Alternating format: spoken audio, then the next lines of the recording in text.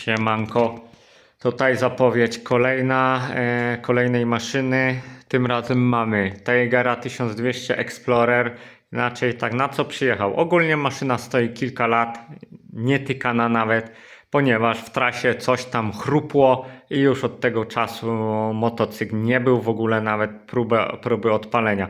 Tutaj najprawdopodobniej będzie remont kapitalny skrzyni biegów, z uwagi na to, że jak rozmawiałem z właścicielem, skrzynia już stwarzała problemy póki jeździł, no i w pewnym momencie coś na trasie głośno chrupło i koniec. Został zgaszony od razu i już od tego momentu w ogóle nie odpalany. Maszyna stoi kilka lat, także na pewno będzie wymiana filtrów, olei, płynu w chłodnicy, płynu hamulcowego, takie podstawowa eksploatacja.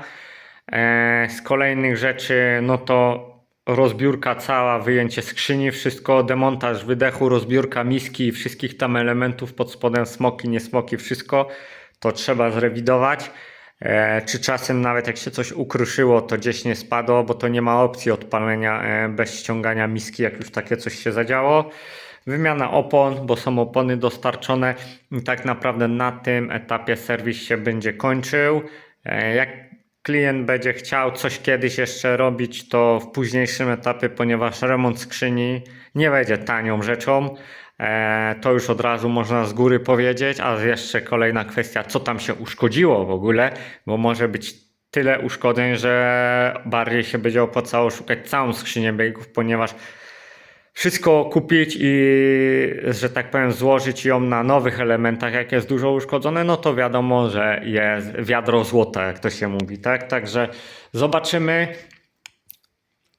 Ogólnie rzucę okiem na cały motocykl, tak jak już tu stoi. Klient się bardzo długo naczekał, żeby wbić się tutaj na ten stół, ale w końcu się doczekał. Także co, maszyna jest.